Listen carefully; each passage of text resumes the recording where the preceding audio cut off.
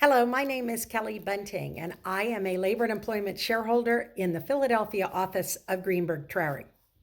This video is going to discuss the Families First Coronavirus Response Act. Now, this act went into effect on April 1st, and there has still been so many questions about it. Government agencies are providing weekly responses to try to help the employers out. So I do want to discuss the two most important provisions of the act and the ones that seem to be the most problematic for most of the employers.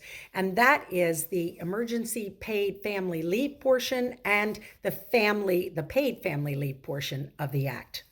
First, the act is in effect until December 31st, 2020. It applies only to private employers with fewer than 500 employees, as well as some public employers.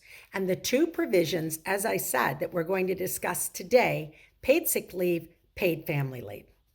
So, the Emergency Family and Medical Leave Expansion Act amends the current FMLA to allow an employee to take leave due to the need to care for children under 18 years of age who are at home because their school or their daycare has been closed due to a COVID-19 related reason. This applies to employees who cannot work, who can't come into work for some reason, or who cannot telework. The provision also covers employees whose child care provider cannot make it into work to take care of the employee's children. The expanded leave provision applies to employees who have been on the payroll for at least 30 calendar days. So all of the usual length of service requirements that you're familiar with under the FMLA, as well as the hours worked requirements, none of those are required under this act.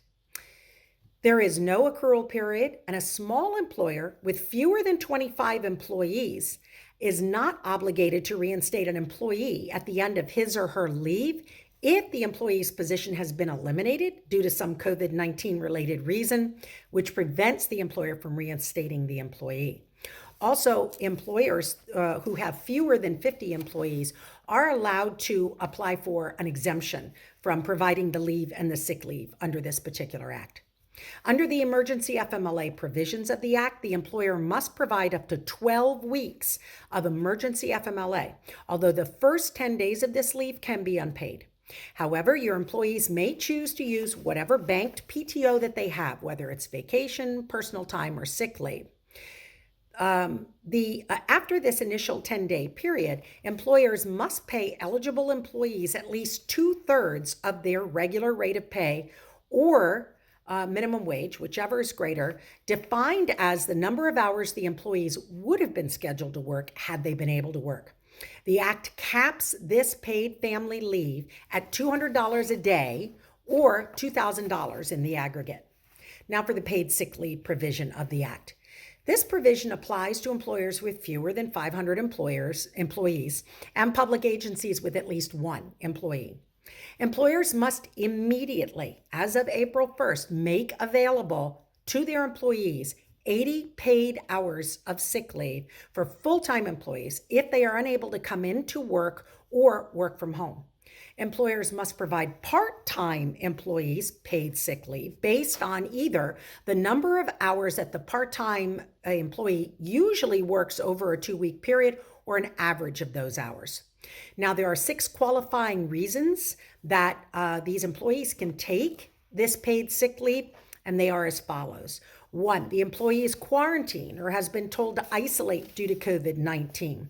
This can be a federal, state, or a local isolation or quarantine order.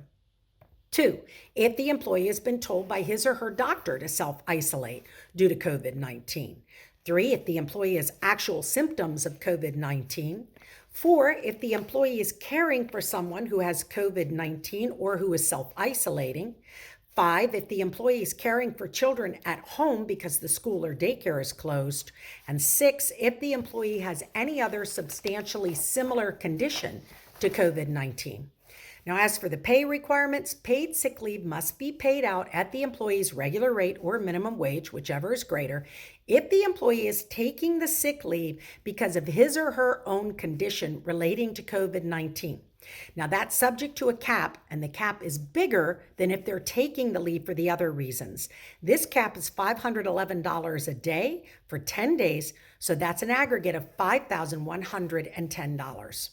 Now, paid sick leave must be paid out at the employee's regular rate of pay or minimum wage, whichever is greater, if the employee is taking sick leave under the Act due to one of the other 3 qualifying reasons. Either the employee is caring for an individual who's quarantined or has been advised to self-quarantine, is caring for children at home whose schools or daycare are closed, or caring for a person that has substantially similar COVID-19 symptoms. So those employees are required to be paid at their regular rate, minimum wage, whichever is greater, subject to a cap of $200 a day, or in the aggregate, $2,000 in total.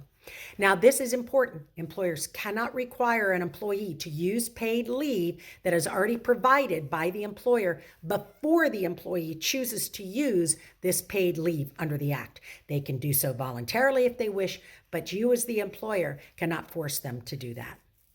So that's it for this video. I look forward to our next one.